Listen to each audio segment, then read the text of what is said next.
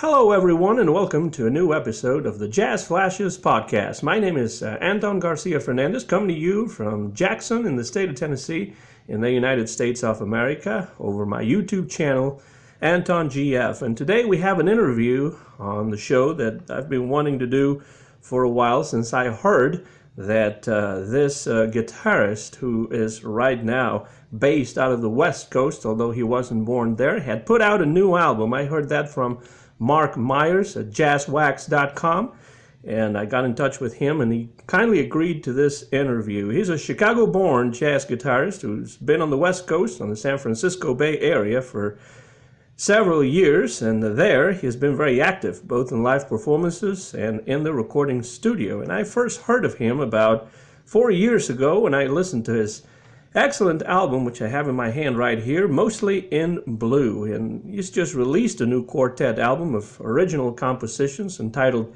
Refuge on OA2 Records. And his name is George Cotsirilos. George, thank you so much for answering our call on the Jazz Flashes podcast, and welcome to the show. Well, thank you, Anton. I appreciate you having me, and I'm honored to spend some time with you. Well, so am I, and I just mentioned that you were born in the city of Chicago. How long did you live there, and how do you remember the Chicago of your childhood? Well, I lived there until I was 17. I moved to the West Coast to go to college, so I came back to Chicago, very frequently. And in fact, went back there, a lot to see my folks and the rest of my family. I was born in Chicago, and right after I was born, my mother became quite ill. So my parents sent me away to live with my grandmother in Charleston, South Carolina. So I lived down there for a couple of years, and then when my mother got somewhat better, I came back to Chicago, and I grew up there. So I was there for, most of, my formative years, and I remember this city, very, very fondly. As I say, I spent a lot of time there as an adult after I went away to college, and as the years went on, I liked the city even more. My biggest problem with Chicago was the weather. Mm-hmm. I always hated the weather there, the bitter cold. So that's probably a big factor in why I ended up staying on the West Coast.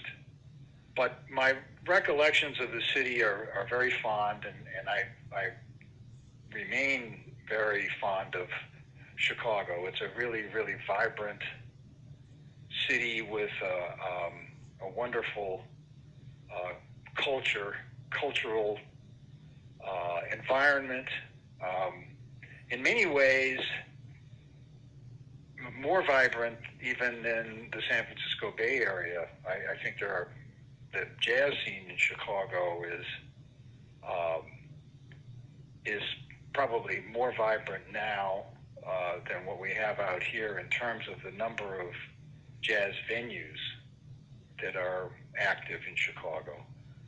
So, it still occupies a very important place in my heart. And, frankly, I wish I could spend a little more time there. It's always been a city that has been closely related to jazz and the culture of jazz, among other styles of music. And so I wondered what your first musical memories in Chicago that are related to jazz would be. Well, those were my first experiences with jazz. And when I was a child, neither of my parents were musical. But I had a cousin that came up from Charleston who, I was very little, it was probably about I'd say 7 or 8. And she came to study physical therapy in Chicago and ended up exposing me to music. She was into it, and she had all these classical records. So she played those for me, and I just became enamored of the music I heard, and then began persuading my mother to get me some of these records. And the same cousin later exposed me to jazz records, starting off with Dixieland type stuff, and then ultimately Louis Armstrong. So I really became smitten by that music and started listening to it. And as luck would have it, also my uncle, who was a Greek Orthodox priest, had a very strong background in jazz. When he was a very young man in Charleston, South Carolina, he was an excellent drummer. And around that time, the Woody Herman Band was touring the United States, and their drummer took ill and couldn't make it down into the South where the band was gigging at the time. So they signed up my uncle, who played with Woody Herman's band for a number of weeks.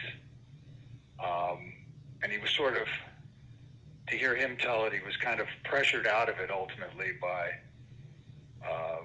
his family, who thought that jazz musicians were all, bums and drug addicts. So he stopped doing that and ultimately went into the priesthood, but he never lost his love of music. So after I was exposed to the music by our cousin, he knew that I was interested. He found out from my mother, and he started exposing me to more jazz, and he took me to see Louis Armstrong, who was still around at that time. And that was really great. I really enjoyed that, and that really made a big impression on me. And then during my childhood, I was, like a lot of kids, my parents did expose me to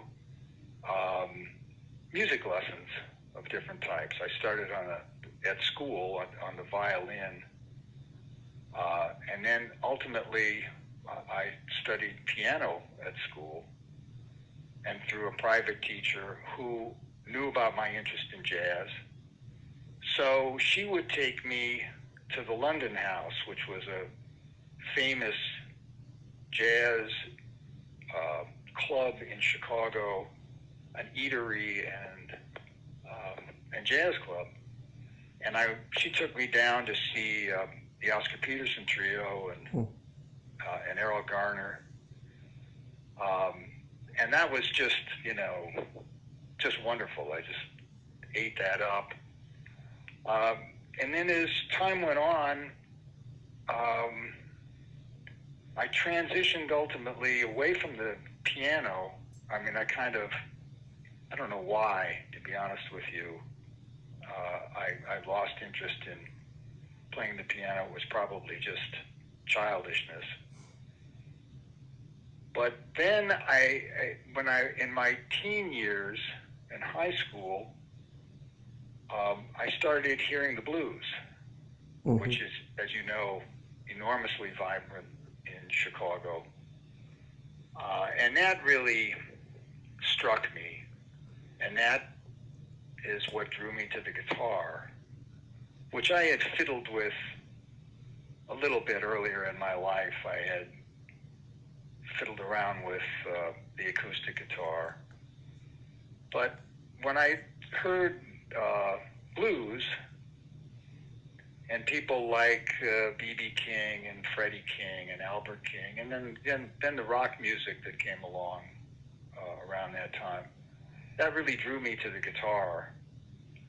So I picked up a guitar again and started teaching myself how to play those riffs, which I got pretty diligent at. I was really spending a lot of time doing that. And then as I was learning from the records, I started going downtown and hearing those people at various venues in Chicago. And I saw all three of those guys, all of the Kings I would go see. And I actually was at a very famous Muddy Waters concert called Fathers and Sons, which produced a pretty well-known blues album that included, Muddy Waters and Otis Spann and his band, but also Paul Butterfield and Mike Bloomfield and, some of the younger guys.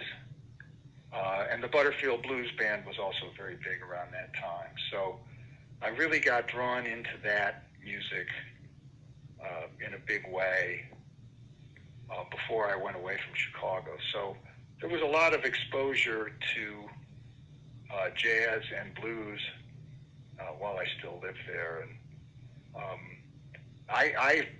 my personal opinion is that the relationship between the blues and jazz is so critical that I'm really grateful that, I spent that time so interested in blues music, because I just don't think that you can really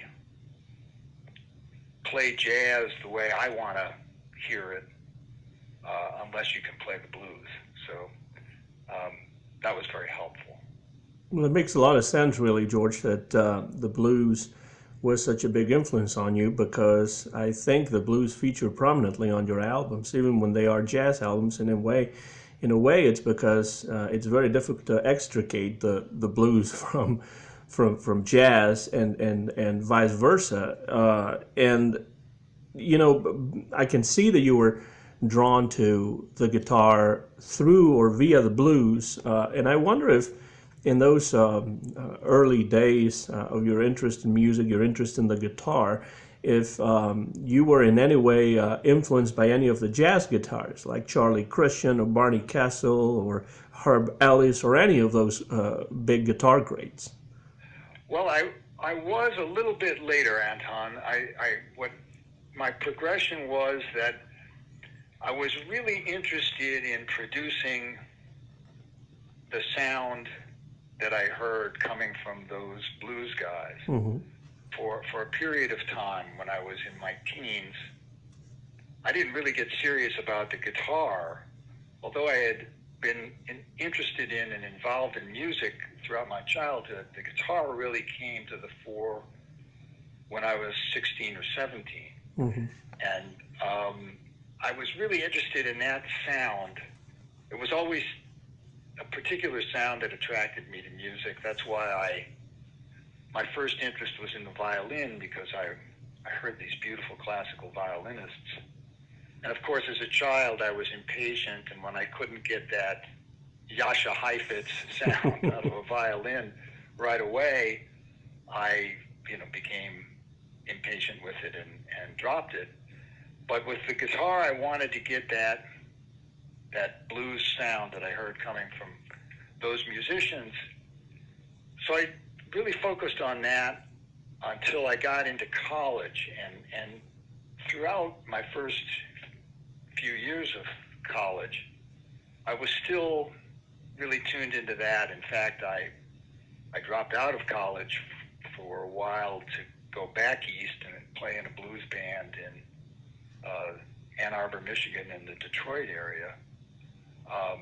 So I was still doing that, and then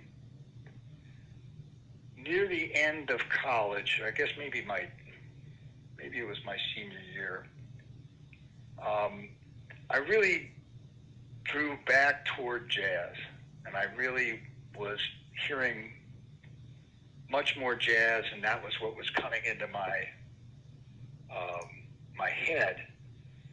So I looked around for the best jazz teacher I could find, and I found was lucky enough to find a guy by the name of Warren Nunes, Nunes.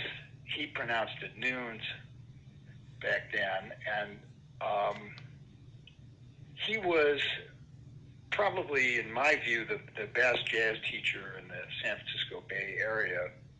Very strict, but great player, and he's written a number of books. He's not with us anymore. He passed away a number of years ago, but he really made jazz accessible to me in order to play it.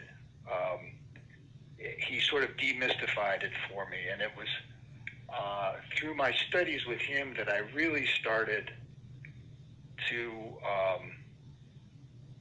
listen to some of the people you mentioned. Mm-hmm. I was really attracted to other instruments as well. I listened to a lot of horn players and piano players, and as time went on, I made it a point to, start kind of at the beginning of the modern jazz guitar with Charlie Christian, mm-hmm. and then really, spend time listening to all of the other people you mentioned, Barney Kessel, Herb Ellis, particular emphasis on Jim Hall, Joe Pass, mm-hmm. Grant Green, and Wes Montgomery. And I've just kept doing that. I mean, over my entire life, I think that every fine jazz musician I've ever listened to has been an influence where there's always something to learn, and so I spend a lot of time listening to all those guys and the people who have come after, the Pat Metheny and John Scofield and everybody since then, but really a lot of time with the people you mentioned. And you mentioned listening to other instruments like the trumpet, the piano, even playing some of those instruments like the piano yourself. In what ways does that shape or influence the way you play the guitar, listening to other instruments in the band? Well, I would say it influences and shapes it enormously because, the horns are enormously important in terms of their impact on jazz over the course of time. And in fact, arguably some of the very biggest jazz innovators have been horn players, starting mm-hmm. with Louis Armstrong and then, going through, Ben Webster mm-hmm. and Lester Young and people like that, and then all the way into bebop with, Charlie Parker mm-hmm. and Dizzy Gillespie, and then, after that Coltrane and the like. So those are the lines. Those are the people who established a vocabulary that you really kind of have to have in order to speak jazz. So all the music the instrument is really not as important as what the musician is playing. Mm-hmm. So, when I listen to those lines, that's stuff that you want to be able to play. It's very much, and the same is true with piano, perhaps even more so for a guitarist, because the piano is the other chord instrument that is most common in jazz music. Mm-hmm. It's piano and guitar. And piano is even more comprehensive in the sense that, the two hands can produce,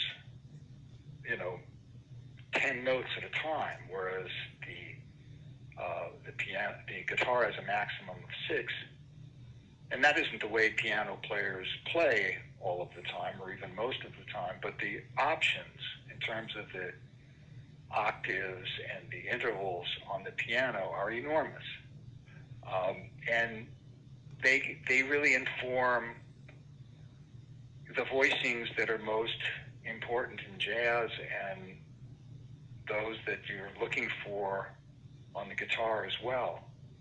So, it's all, to my mind, the way I conceptualize it, it's all part of a vocabulary, which, you want to learn and internalize. It's like speaking a language, and I'm sure you as a professor of Spanish are very tuned in to how important it is to get that vocabulary, but then internalize it where you can speak. Mm-hmm. You can actually talk. It's fine to try to learn what a past participle is, which I'm not even clear that I ever learned. But learn the subjunctive. That's all wonderful, but then you have to take it into a conversation. Mm-hmm. And actually talk to somebody, and then perhaps even read a short story by someone who doesn't speak your native language, is speaking the language that you're studying, and be able to get the feel from the story. It's like reading. I think that studying language is a real good metaphor for studying music, Mm-hmm. because one really needs to use the tools that emanate from that study. And all the vocabulary in the world doesn't necessarily make one a good player any more than it makes a person a good conversationalist. Mm-hmm. So that's why all of that music coming from the other instruments is so important, because they approach the lines and the jazz vocabulary maybe from a different place than a guitarist might, because of the technical aspects of each instrument. But at the end of the day, the vocabulary is often the same and is very important.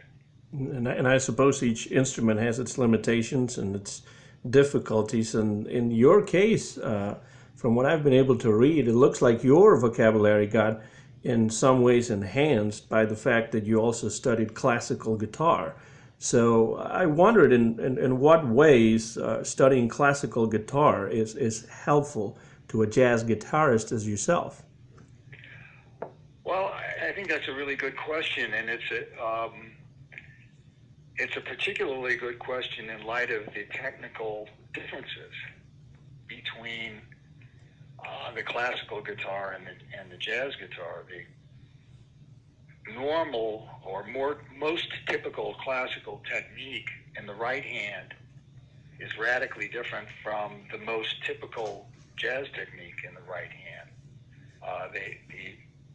There are jazz guitarists, the most famous of which is Wes Montgomery, I suppose, who did not use a pick or a plectrum, but most jazz guitarists do. And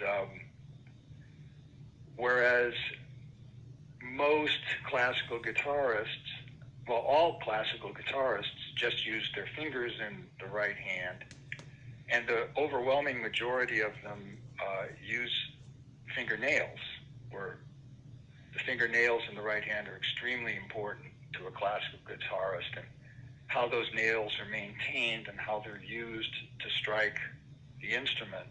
All of that is really important to a classical guitarist, as is the right hand to a jazz guitarist, but in a completely different way. So the question that you pose is a really good one, how does one translate any of that classical technique to jazz? And I think my answer to it is a little bit multifaceted. The first and most important relevance of it, in my mind, is attack and sound. The classical guitarist is really, really focused on getting a certain sound out of a guitar. So if a person who's not, let's say, a guitarist picks up a nylon string classical guitar and just sort of strums it or tries to pick it, it will sound a certain way. And a classical guitarist is really looking to draw out the sound of the instrument in a certain very clear and very beautiful way. And that's really important to both the classical musician and the jazz musician. So if you strike the classical guitar a certain way, you'll get a given sound. If you strike the classical guitar with the right hand in a different place on the guitar, it will get a very different sound. There is a wonderful YouTube video that is easily accessible of Andre Segovia demonstrating why he thought that the guitar was a mini orchestra. So and in that video, he strikes the guitar a certain way and says, these are the horns. And then he strikes it a different way and articulates a different set of instruments that the guitar stands for. Mm. And what he's doing is focusing on the different colors that can come from the instrument. And if you listen carefully to someone like him or Julian Bream or John Williams, mm-hmm. or any of the really fine classical guitarists, or any number of, there are hundreds and hundreds of them. I mean, if you search YouTube, you'll find a new great classical guitarist pretty much anytime you want. And what they do is they really draw out the colors of the instrument, not to mention their technical prowess, I mean, the difficulty of much of what they play. But that's really relevant to the jazz guitarist, in my opinion, that, you want to be cognizant of your sound, and the way you strike the guitar will really impact that. Despite the fact that there's an amplifier involved, it really makes a difference how the attack on the instrument is approached, and awareness of the sound is a real important lesson to learn from the classical guitar. So I find it very relevant in that overall sense. And then I also think that I love the sound of of jazz tunes, mm-hmm. or other non-classical music played on the classical guitar. In fact, the first solo record I did is all jazz standards on a classical guitar, mm-hmm. Played solo. I hope to reapproach that someday and improve on what I did back then. And on my first couple of, I guess it was my second and third trio records, I also included a couple of solo pieces on a classical guitar, and I think that you can really come up with some nice sounds that way. So I guess that's a long-winded answer to your question, but I think that the biggest relevance to the jazz guitarist of classical guitar is the preoccupation with sound and attack and dynamics. That's another thing that the classical guitarists are very, very adept at, which is altering the volume and the feel as the piece demands. And that's a really wonderful thing that you hear in jazz that is challenging to do on the guitar because of the amplification aspect of it. But real good jazz guitarists do it. I mean, Jim Hall was just a genius at the use of attack and dynamics and the sound. And you hear that in other jazz musicians. I mean, one of them that really jumps out at you is Bill Evans, whose dynamics and whose ability to go from very soft and very gentle to very powerful, is really impressive. And there are tons of jazz musicians like that. Keith Jarrett and Miles Davis and all sorts of people who move between a loud attack and a soft attack. And I find that classical guitarists are very, real good ones are very instructive in that way. So that's why I think it has helped me to spend some time with the classical guitar. I can think of Charlie Byrd too, who also played acoustic guitar and could make it sound so different from a lot of the other guitarists, just in the way that you mentioned that a jazz standard or a jazz tune sounds different on the acoustic or on the classical guitar. I can think of some of those records. I was just thinking about that as you were talking about that. What is it about those jazz standards that sound to you so good or so different on a classical guitar? I'm really interested in that comment of yours. Well, I think that there's a magical sound that comes out of a classical guitar that is unique to the instrument. It's an inherent beauty that every one of the instruments we've talked about has. I think what makes one become a trumpet player is falling in love with that sound. Mm-hmm. You hear a trumpet player who just really gets to you, and that makes the fledgling musician want to play that instrument, want to live with that sound. And I think that's what informed, people like Charlie Byrd, and I feel the same way about the classical guitar. I mean, the sound that comes out of it is just something that it is inescapably beautiful to me. It's it's the same as a number of things in life. There is one hears a poem from a certain poet, and it just really speaks to you, and or even a food that you like.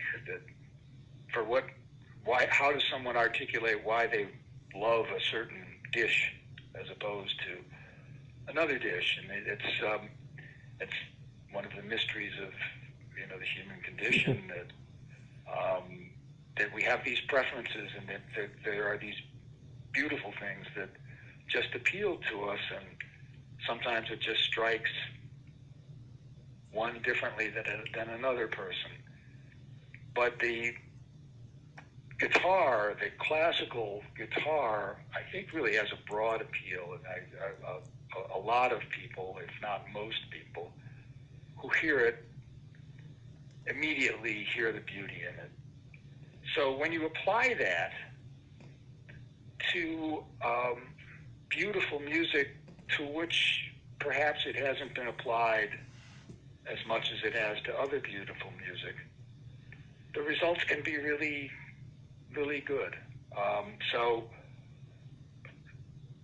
many of these jazz standards are very, very beautiful compositions that I've always liked, and then of course the more modern pieces that are not perhaps standards but are original compositions are also very beautiful. And when you take that lovely sound of the classical guitar and apply it in that context, sometimes the results can be really worth it. Mm-hmm. So I've tried to do that a number of times. I've recorded on my website. You can find if you go to the music page, I have 3 examples of the application that I'm talking about, where one of them is a solo piece that I wrote called A Nameless Poet, and the second one is this jazz standard, When Sunny Gets Blue, and then the third one is the jazz standard But Beautiful, which is on one of my records, a trio record called Variations. The other 2 I just recorded and put on there, but those are examples of what kind of I'm trying to get at. And I just think there's a lot of potential there, some of it which has been explored by people like Charlie Bird and others, and there's just no limit to it. That's one of the things that's great about music, is that the possibilities are really infinite. And that website is georgecotsirilos.com, which Yes. we recommend to everybody out there who may be listening to this conversation. You mentioned some of the records that you've made, like Variations and Past Present, and On the Rebop, Silenciosa, Mostly in Blue, and the new one, Refuge. And besides those records as a leader or leading various groups and sometimes on your own, you've also accompanied different artists, some of them internationally recognized ones like Etta James and Pharoah Sanders and several others. So I just have a quick question here about the art of accompanying other musicians and particularly other singers. In your opinion, what makes a good accompanist, especially when it comes to accompanying a vocalist? Well, I would not attribute a lot of expertise in that area to myself. I mean, I've done that in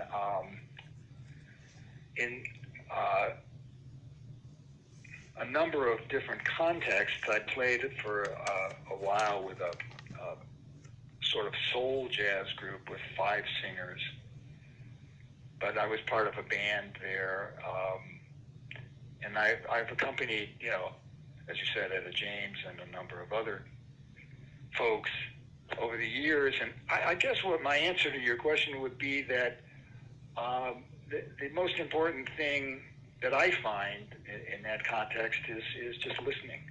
Mm-hmm. You really have to pay attention to what the singer, where the song is going, first of all, and then what the singer's phrasing is like, what the singer is doing with the song, so you can be there for her or for him. It's very, very different depending on the instrumentation and the context. Mm-hmm. So if you're part of an ensemble, the listening is all the more important from a certain standpoint, in that you have to be sensitive to what the singer's doing with the song and then what the other musicians are doing as well, particularly if you're as a guitarist, if you're playing with a pianist, you want to enhance what's going on while staying out of the way. Mm-hmm. And that's a big factor, in my opinion, between guitar and piano at all times, is that you want to contribute, but you also don't want to step on people's toes. So you want to listen very carefully to what's going on harmonically, particularly if you're working with a pianist, and also what the vocalist is doing. If it's just a guitar and a vocalist, there's some very famous recordings made by Joe Pass and Ella Fitzgerald. Mm-hmm. If you're in that kind of an environment, and I haven't done that much of that, to be honest with you. I've done some of it, but in that I find that it's really important, all the more important, to be very careful to listen to where the singer is trying to take the tune. And if you can, to try to lay it out harmonically for her or him, so that you make it easier for them. That's the main thing. So you're there to. I think the word accompany has to always be kept foremost in one's mind. Mm-hmm. In that context, that's what you're there for. And you're there for the music, not for you. It isn't about you. It's about making sure that this vocalist has as easy a time as possible doing what they're trying to do with the song, while you add as much beauty as you can along the way. So if you're accompanying, my opinion is, if you're accompanying a vocalist, particularly just as a solo guitarist, it's primarily about her and about the song. So if I keep that in mind, I do better, I think. Well, your words remind me somehow of an interview that I once watched with pianist Paul Smith, who accompanied Ella Fitzgerald, for example, and Mel Torme and Sinatra, and several other famous singers, and including Sammy Davis Jr., etc. And so he said that in order to accompany somebody in the best possible way, you needed to play about 10% of what you know how to play. That's very wise. Those are very wise words, in my view. And with guitar and a vocalist, if you listen to a pianist backing a vocalist, that's one thing. And guitar backing a vocalist is a different thing. So I think that the guitarist has to keep that in mind. There's a fullness to a piano accompaniment that can be dangerous to try to imitate. And one of the things that I find a mistake that I make a lot, and over the course of my musical life that I've made a lot, is to be afraid of the space as opposed to taking advantage of the space. Mm-hmm. And that's just a really tough lesson to learn. At least it has been for me. But I find that every time I'm afraid of the space, I do worse. And every time I embrace it and use it to the music's advantage, I do better. So I think his words are very, very wise. Guitarist George Cotsirilos on the Jazz Flashes podcast. And, well, one of the reasons why I wanted to talk to you today has to do with, some of the records that you've made. You mentioned some of them. Besides the latest one, Refuge, which came out just a few weeks, a couple of months ago, maybe. I am really familiar with your album Mostly in Blue. I remember reading on Downbeat about it back in 2018 and getting myself a copy of it and listening to it and really enjoying it. So I like to talk a little bit about that album before we go into this new release of yours, which is called Refuge. Both of them, just like the others that I mentioned before, Variations, Past Present on the Rebop, and Silenciosa are on OA2 Records. You can also find them on the major streaming platforms if you want to listen to them. Mostly in Blue goes back to 2018. It's in a quartet setting, all original numbers written by yourself. And I wonder, listening to that album, George, when you write original tunes for an album, like it is the case with Mostly in Blue and also The Refuge, do you usually work with a specific concept in mind, something that you want to transmit that most of the songs kind of revolve around, or how do you work on writing new material for your albums? Well, Anton, what I do is fairly primitive, I think. I will have an idea, and sometimes the musical idea will be something that's just sort of resonating through my head as I'm walking down the street. Or oftentimes it'll be something that occurs to me when I have my hands on the guitar. And the main thing that I have to do is preserve that idea. Mm-hmm. So if, for example, I'm practicing very late at night, sometimes an idea will occur to me when it's really late. I know I can't stay up all night to bring it to fruition, so I'll try to preserve it. Maybe I'll record it on my phone or try to write part of it down. And then I'll go back to it and grow the idea and see where it goes.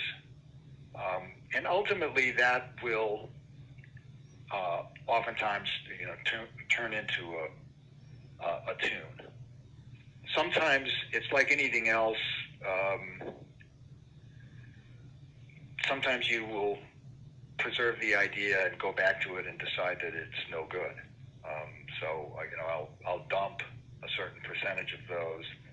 But I guess the answer to the question is that it usually starts with that initial idea that I try to grow. So that's the seed of the tune. Then as I fiddle around with that idea more and more, it can grow into something better. And I think that's pretty much the way all of the tunes on the two records you're talking about were written. Sometimes that happens faster than others, where the blossoming process is pretty quick, and I'll have a tune the next day or within a couple of days of the initial idea. Sometimes I find that it's slower than that. For example, on the new record Refuge, there's a tune on there called Smoke Signal that was kind of hard to get that one to a point where it worked, with all four instruments, and where it was a functional piece. So that one took a while, whereas other ones might be faster. But for me, it always begins with that initial musical idea, something that I hear.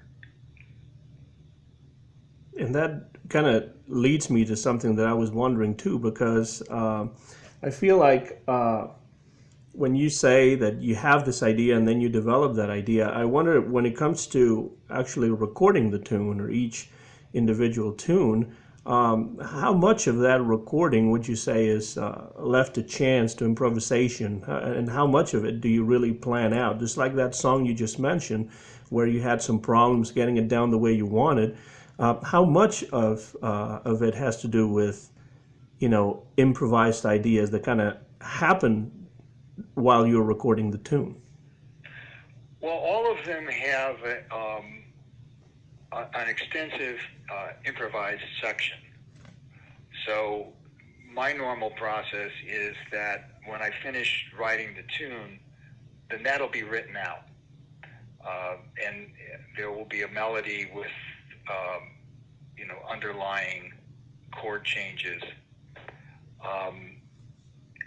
that we will all play. And of course, my opinion of the musicians on those two records is very high. I really like all of them, and they come up with ideas that that enhance the tunes. So what will be written out will be the melody and the chord changes, but I don't try to tell the pianist how to voice those chords, and he will hear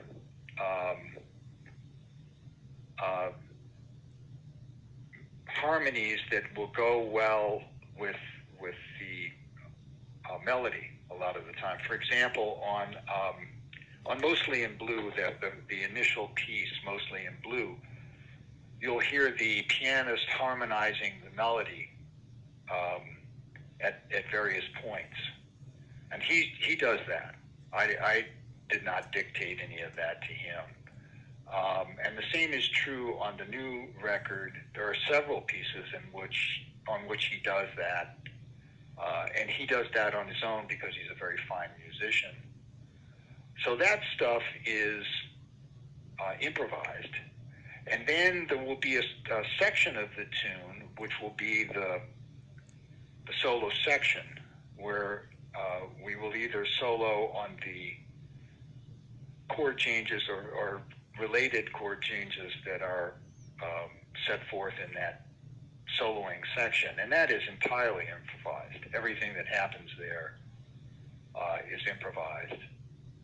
And then normally, structurally, what we will do, and I think what normally happens on jazz tunes, is that there will be a return to the melody to conclude the tune. So in every one of these, there's a great deal of improvisation, but the written piece serves as the basis for that. And, when I'm looking or thinking, for example, of the album Mostly in Blue, I don't want to give the impression that all the songs on there were written by you. Most of them were, but there are a couple that were not. And, of course, we have I Wish I Knew by Warren and Gordon, and we have Crazeology by Benny Harris. And so I wonder, how do you select songs by other musicians or by other composers to include on these albums? Does it have to do with the mood that you want to create? Are these songs that you've been playing live around the time when you were recording these albums? How do you go through that selection process for tunes that you did not write yourself? Well, Anton, on these two, I only had to go through that process twice, because the two that you mentioned are the only pieces that I didn't write, and those two I chose because I Wish I Knew, I think, is just one of the most beautiful standards I've ever heard, and it just I just love the piece. And then Crazeology, I thought would be a real nice one to include, given the musicians that are on this record. These are very fine players across the board, and real good bebop players. So I wanted to have a piece where that part of their musicianship could shine. So that was an easy choice on that one. And I Wish I Knew was an easy choice too, because of its just stunning inherent beauty. and then the rest of them are pieces that I wrote. And as it turned out, I don't know that I was fixated on including those pieces on the record when we first recorded it. We recorded them, and they just seemed to fit. So, I sort of looked at both records as kind of, of a piece, Mm-hmm. like a painting. And if something seemed to fit in a certain place, then it would be included. So that's how those decisions were made. I want to give some credit to the highly talented musicians on these sessions with you. Keith Saunders on piano, Rob Fisher on bass, Ron Marabudo on drums, and I'm wondering, you already had some high praise about them. How did you begin playing with them? How did you are these musicians that you play with on a regular basis, and then they've been on your records because of that? Have you had a long-standing relationship with them? Yes, I have. The answer to both of those questions is yes. I have a very long-standing relationship with Rob Fisher. Is a great bassist who I met many years ago. It's a very good friend, and we've played together for decades. I mean, we've played together many times and for many years. Ron, almost as much, not quite as much, but we've known each other and played together many times over a very long period of time. And we did the trio records that you've mentioned earlier with Ron and Rob, and we're working for a long time as a trio and have continued to do that. But with Mostly in Blue, I started to hear more quartet-oriented pieces. Mm-hmm. And those pieces were written for a quartet. And I spoke to Ron and Rob about a pianist who would be good to include on this. And they both had an extremely high opinion of Keith, with whom I had not worked. So we signed him up, and we've now worked as a quartet a lot together, and Keith has become a good friend. And so it was through the other two guys that I met him, and we went into the studio and did Mostly in Blue, and it was pretty clear that this was going to work right away. Now, he had played with Ron and Rob, though, as Mm-hmm. well. I mean, those three guys had worked together in a number of different contexts before, I was involved. So they were familiar with each other. And they're also the three of them with you on Refuge, which is the newest album, just came out, and this one does have all original tunes with that same quartet lineup.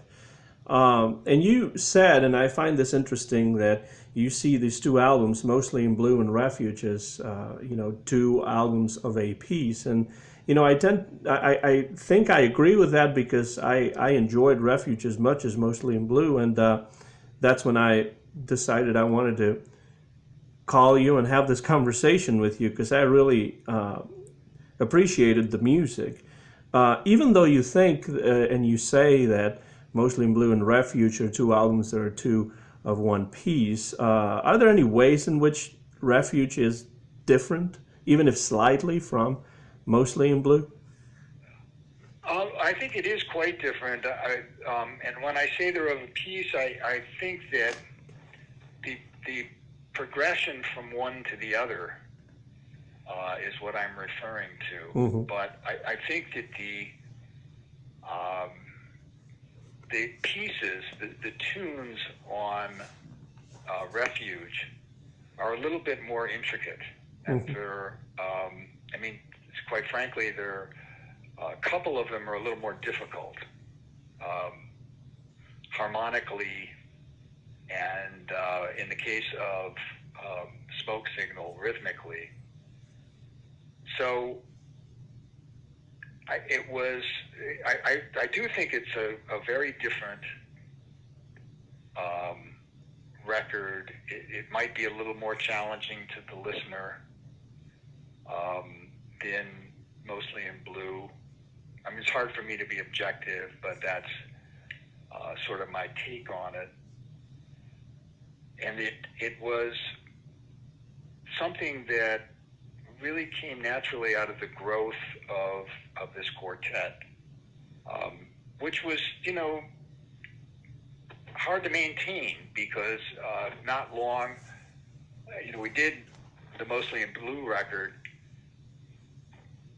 and then, played a certain number of gigs after that, and sort of ran with that to the extent, that I could.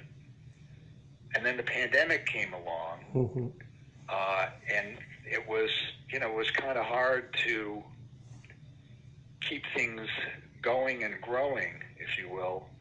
But it was possible.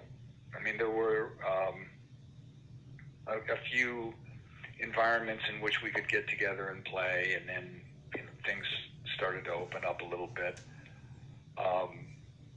And then we just went ahead and recorded this. And I don't think that the tunes on Refuge would have happened if Mostly in Blue had not happened. It just sort of, it feels to me like the next step in the endeavor. So I do think it's quite a bit different. Another thing that's challenging to the listener is that, when you get a record of all original tunes, that's different from one in which you can pick it up and immediately recognize a couple of pieces. So, one has to just sort of go through it and listen. But I do think it's different, and perhaps more challenging than its predecessor. I think it's interesting that you say that about the fact that with there being no standards on it, all original compositions, then there's not a tune that you can readily recognize, like I Got Rhythm, or I Wish I Knew, or Right. But Beautiful, which you mentioned before. And it's interesting because when I began listening to jazz, those were the tunes I was originally drawn to, the ones that I knew already from vocal performances, by Billie Holiday or Ella or Bing Crosby or Sinatra, Billy Eckstine, whoever it was. But of course, there is then the transition to listening to the original compositions, which were not part of the Great American Songbook, but which became jazz standards later, or maybe did not. But there are similarities in many cases as far as the chord changes and things like that. And so, looking at, for example, Mostly in Blue, I see, the song number 2 is called West Side Blues, not West, but West, W-E-S. And so I assume that has to do with Wes Montgomery. And so I wonder if, as you are preparing an album, some of those ideas that you mentioned that are the seed for all of these compositions, they probably come from your listening at the time to one artist or another, right? Absolutely. They come from an accumulation of listening. Mm-hmm. Sometimes you're absolutely right. Sometimes I'll listen to something new that I hadn't heard before, and that will generate an idea. One of the ideas that I was referring to when I was talking about, how I go through the writing process. So that can happen, and then sometimes it's just an accumulation of things I've listened to. But you're absolutely correct that listening is just of critical importance to me, and I think to anybody who's wants to be seriously involved in jazz, it's really analogous to reading for an author. Mm-hmm. I mean, if you read interviews with various authors, they talk a lot about what they've read, what they're reading now, and ideas emanate from that, I imagine. I'm not an author, but Being inscribed in a tradition. yeah, and just and the language, the use of language. It's there are phrases that I think stick with us. We hear certain phrases, spoken phrases, and they stick in our minds. Then they go back into the recesses of our minds, and they're stored on some remote node in the brain from which they emerge at perhaps an unexpected time. Mm-hmm. And that's really common in human experience, where a person will be speaking and they will just say something that comes from one of those stored reservoirs of language. That's a really typical thing that probably most of us, if not all of us, have experienced. And the same thing happens in music, Mm-hmm. where you listen to all this music over the course of time, and sometimes a new thing that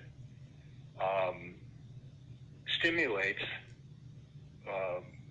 your musical brain, I think, will generate the emergence of other things that are stored much the same way remote language is stored. Mm-hmm. So listening is just a wonderful learning and stimulative thing that I try to do as much as I can. George Cotsirilos, jazz guitarist, out of, originally Chicago, but now and for many years based on the West Coast. And as we're winding down the conversation on this episode of the Jazz Flashes podcast, there are a couple of questions that I have that have to do a little bit with jazz music itself and its place in contemporary American culture, in the sense that, jazz in the 1930s and the 40s of the 20th century was the popular music of the day, and it was hugely influential in that respect.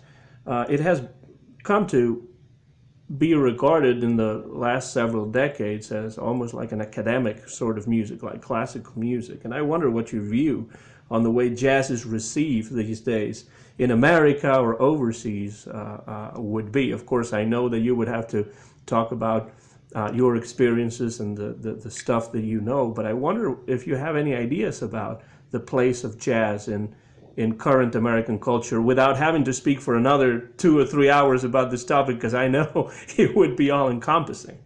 Right. Yeah, that's a big topic. Well, I had an acquaintance years ago say to me, when I told him about my involvement with jazz, I may have made a comment to the effect that it wasn't a real commercial music. And he said, well, no, jazz is like poetry. And I think what he meant was not in the sort of literal analogous term that it would be, that music is so poetic, more that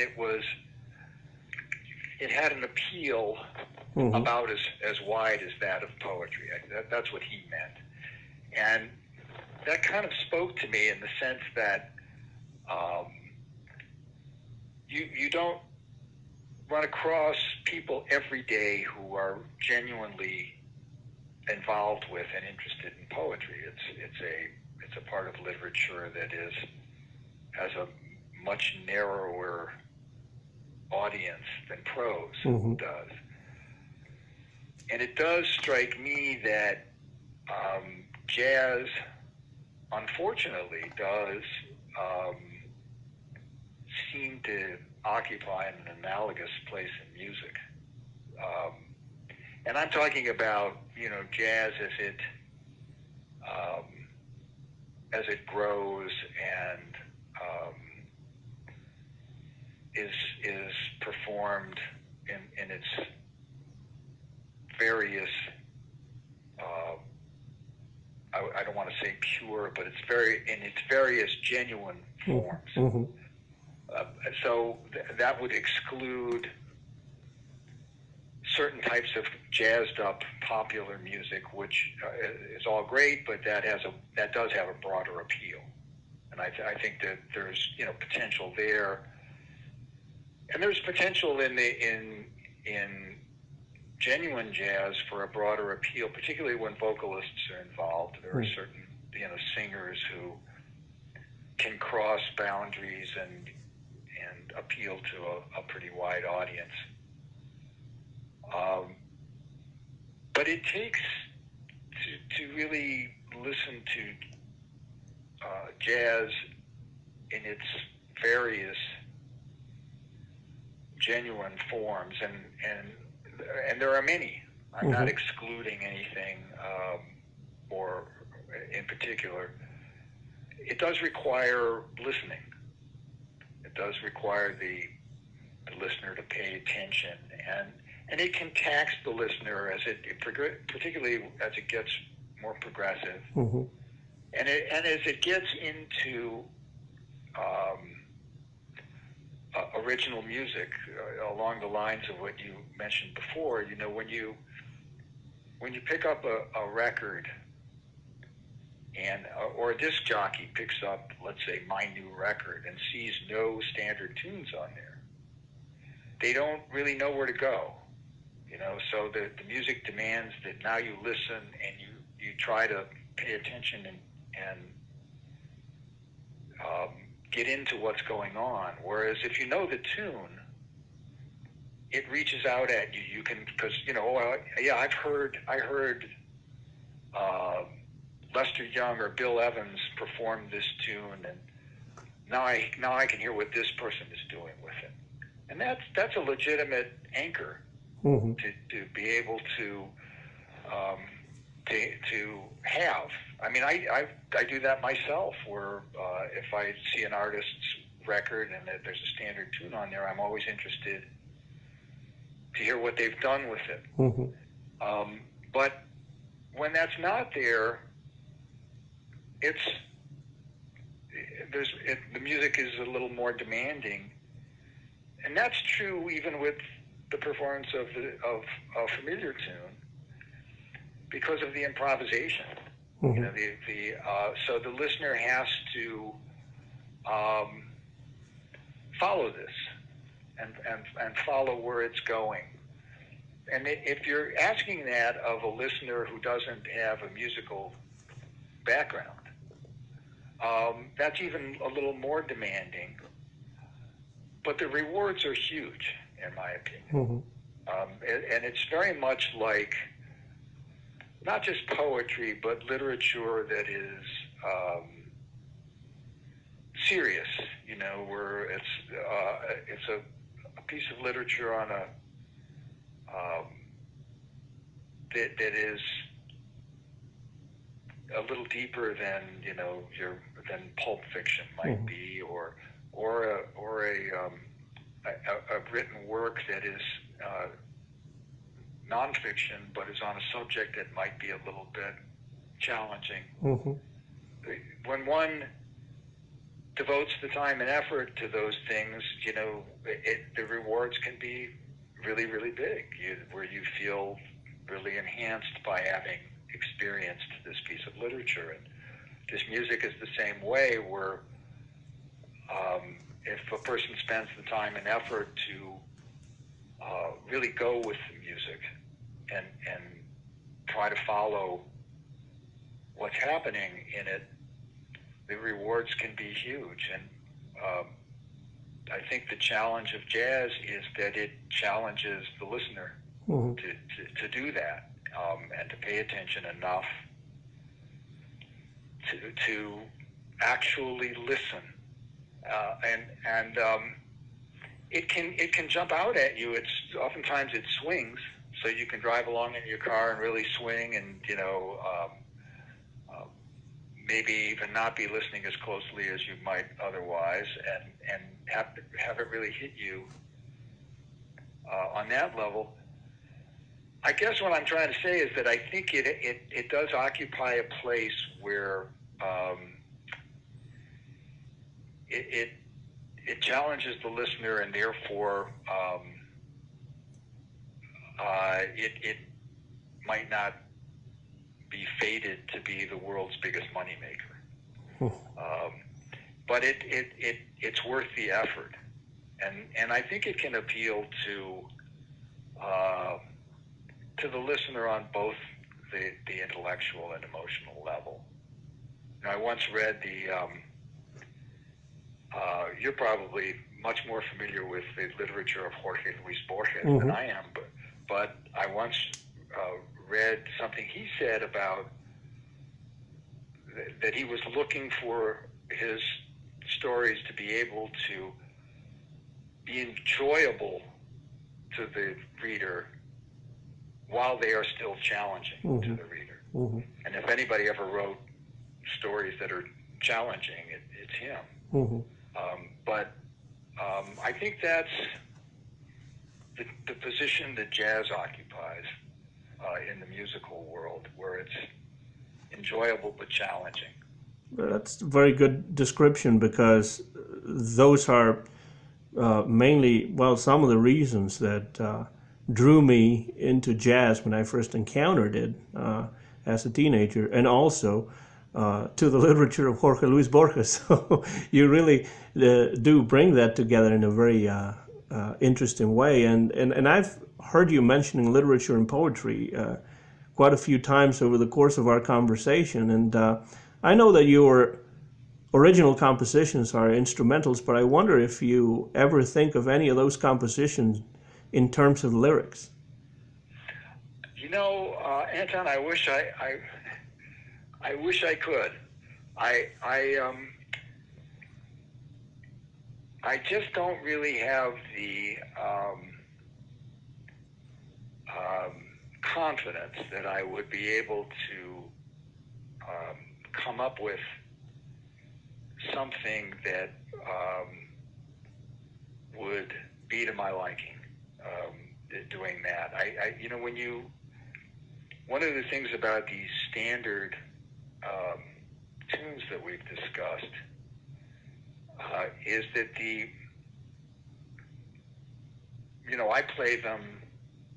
Many of us play them as instrumentalists without the words. But when you hear the words to a wide variety of these tunes, they're stunning in how beautiful they are. The tune "But Beautiful" is a wonderful example of it. I mean, it's lovely lyrics.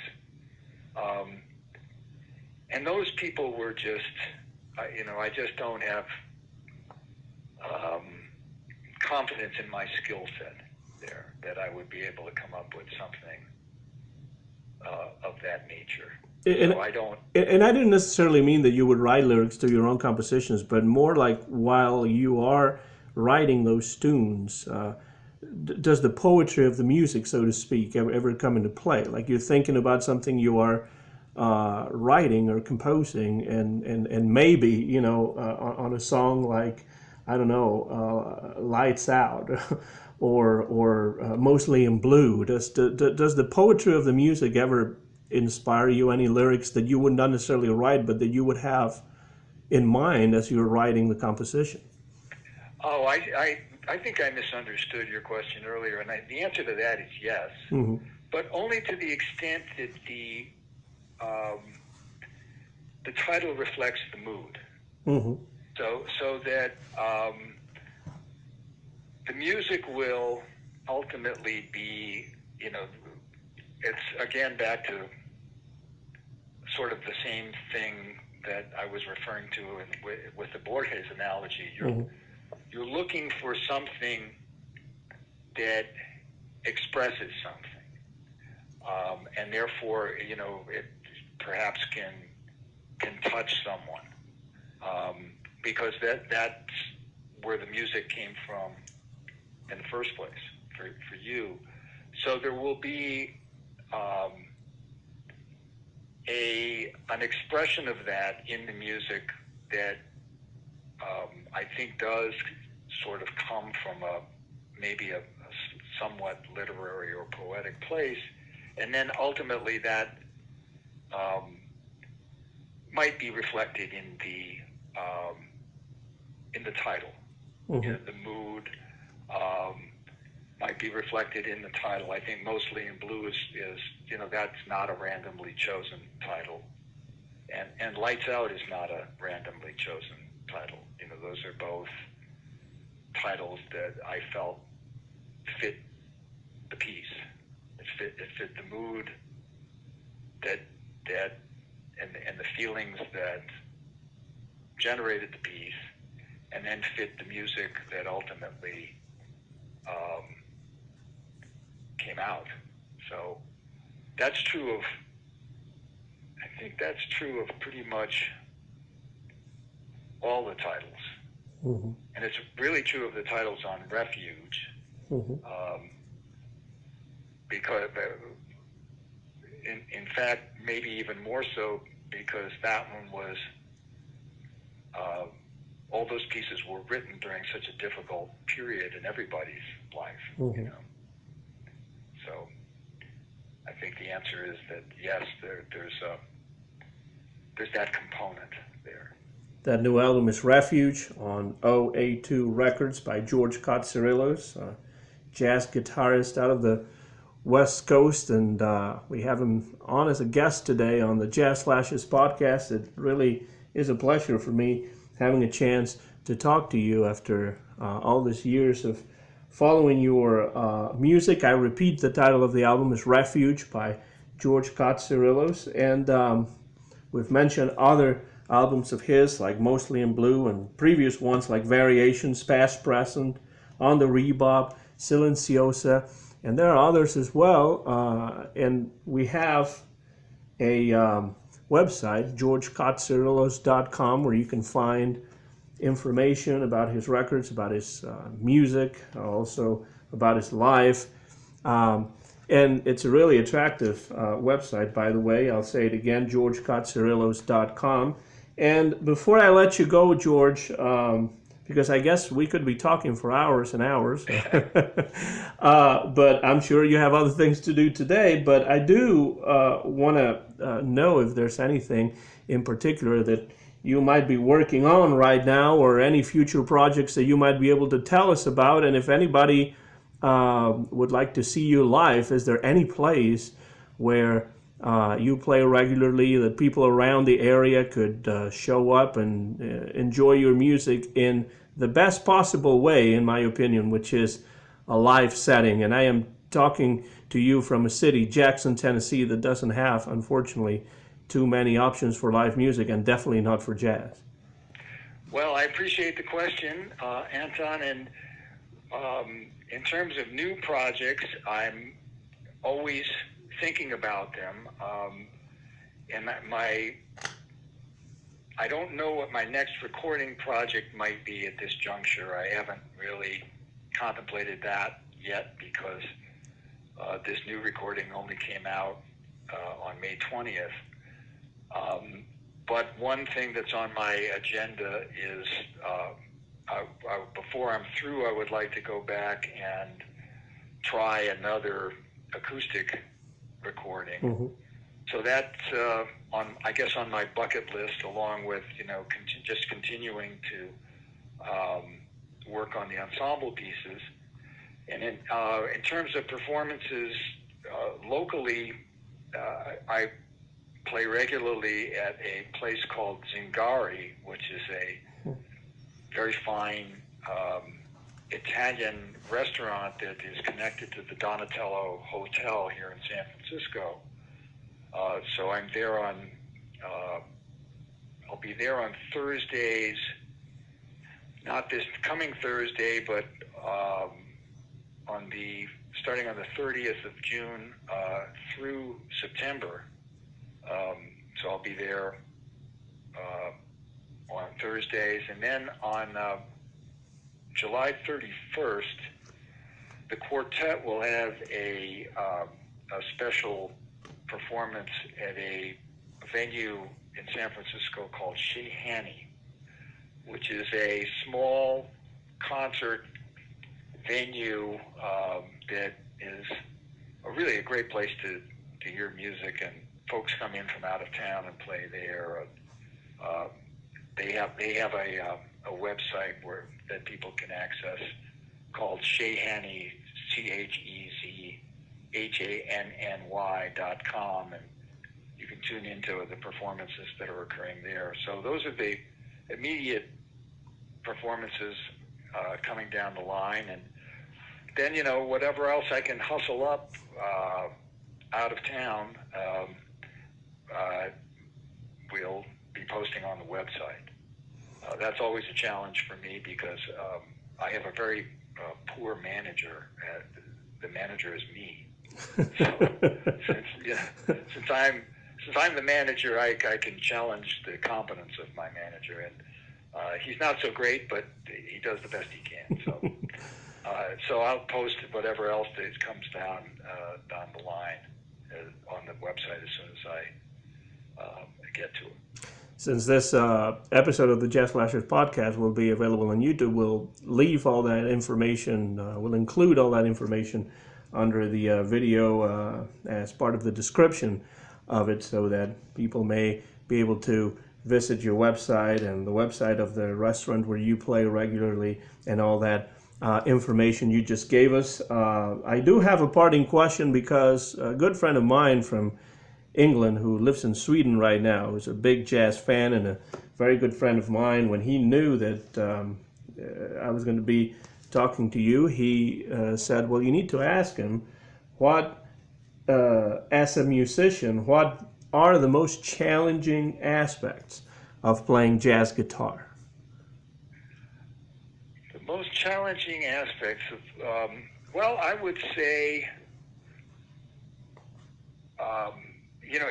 and is the question directed to the actual playing of the instrument, I take it? I think so, yes. Yeah. I would say that the most challenging part of it, to my mind, is how limitless the learning process is. Mm-hmm. There's always, the more I learn about jazz guitar, the more I realize I don't know, and the more things I slowly get to be able to do, the more things I realize I want to be able to do that I can't do. So it really is. And then there's the other. So that's aspect number one. And aspect number two is the Sisyphean part of it, if you will. The rock up the hill and then it comes back down at you. There's a certain amount of maintenance that has to be done in order to not go backwards.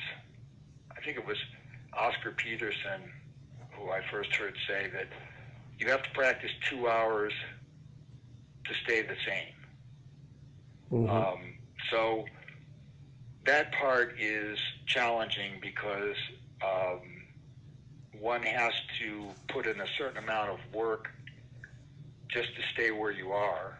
Mm-hmm. And then, if your ambition, and this is the best I can do, I realize I will never be able to do all of the things that I would like to be able to do. Mm-hmm. I'll hear someone else and think, oh yeah, I want to be able to do that. And, it just doesn't work that way. I can't snap my fingers and be able to do it. So my goal is to just try to get better. And that's the big challenge is, every day, can I get a little bit better? And in order to do that, I have to log in the time and effort it takes to not get worse. So that's the big challenge is don't get worse, try to get better. Does it get harder after, all the decades that you've already been playing? Does it get harder? To keep working at that kind of a pace? No, to keep working at that kind of a pace doesn't, it doesn't necessarily get harder. If you're, one of the things that is difficult is that if the performances are sporadic, which they can be for me. Sometimes I'm working, playing pretty frequently, and sometimes not as much. That will require more maintenance practicing. So I guess it gets harder in the sense that the older you get, maybe the more maintenance practicing you need, and you have to be. The answer is yes on that front, and the answer is yes on the front that I have to be careful. When I was 25, I could just jump on the instrument and not warm up at all, and I never even thought about it. And now I do warm up to make sure that I don't, hurt myself. But so it gets, I guess in those respects, it gets a little harder, but in terms of the discipline, it's not harder. In that I'm more motivated now to just try to get better, and I don't have the discipline problems that I had when I was young. I was just so all over the place that I just it's easier to tune in than it used to be. So I guess the answer to that question is yes and no. George Cotsirilos' new album is Refuge on OA2 Records. He has been our guest on the Jazz Flashes podcast today, and it really has been a pleasure. If you want to find any of his albums, make sure to check out more information about him on his website, georgecotsirilos.com.